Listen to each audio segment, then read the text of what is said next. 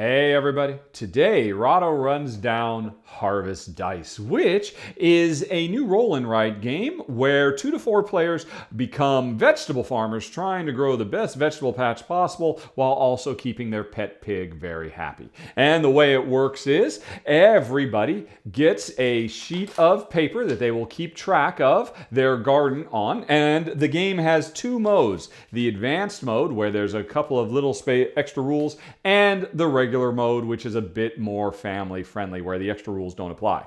So what happens is everybody gets their garden plot, and then every round we roll the dice. In a 2-player game, 2 of each of the 3 colors. With more players, there would be 3 of each of the colors. And now players will take turns drafting the dice. These dice represent the potential to grow vegetables in columns 1, 2, 3, 4, 5, or 6. So let's say we started out and I went ahead and grabbed this carrot. This level 6 carrot. That means I can put a carrot in any one of these spaces. Let's have me go ahead and put it here in the center. Oh, it's a lovely little carrot. Now, my opponent would take one, and let's say they go on ahead and take this level 6 tomato, so they can plant a tomato in their own column 6. Now it's my turn again, and I am very happy that my opponent left me this number 5 carrot. Now I'm going to start doubling down on carrots.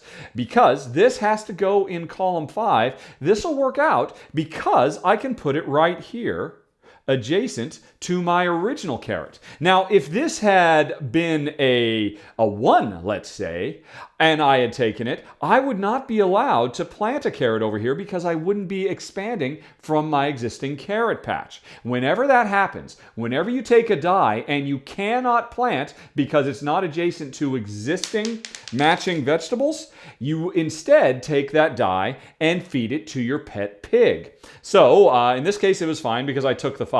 But if it had been a 4, I wouldn't have been able to plant, and instead I would give it to the pig and he would fill up 4 slots. Now, as you feed the pig more often, you will eventually unlock special powers. The more rows you fill, the more times you can use his special power, and the more points you will get at the end of the game. But you cannot feed the pig if you can actually use the die to successfully plant a vegetable. Now, eventually, all the dice but 1 will be taken by players. The last die that is remaining, whatever color it is, you mark in this little barrow that was the leftover.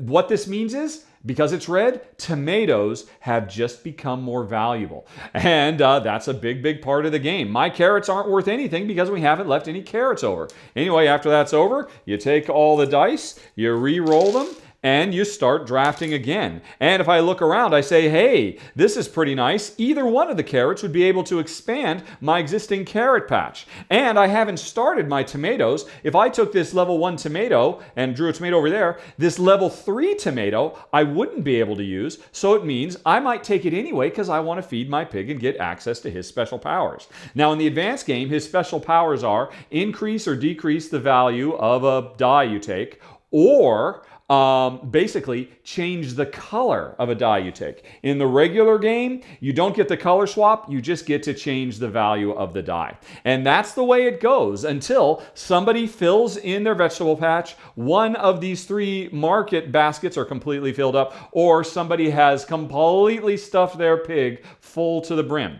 And then final score is based on the value of your vegetables, how much of your pig lines were filled up. And again, if you're playing the advanced version, whoever has the most of each of the 3 types of vegetables can score a few bonus points as well. Oh, and also you get points for completely filling in entire rows. And that is it, folks. That is Harvest Dice. A sweet, charming, very fast little filler of a game.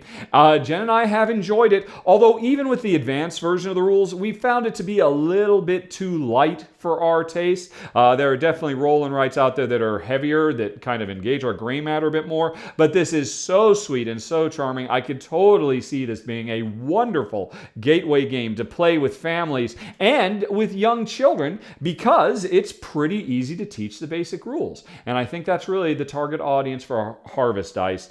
Families looking to have a fun time, taking the next step from Yahtzee. It does a great job at that. And that, folks, is the rundown on Harvest Dice. Thanks very much for watching. Have a very, very nice day. Talk to you later. So long. Bye-bye.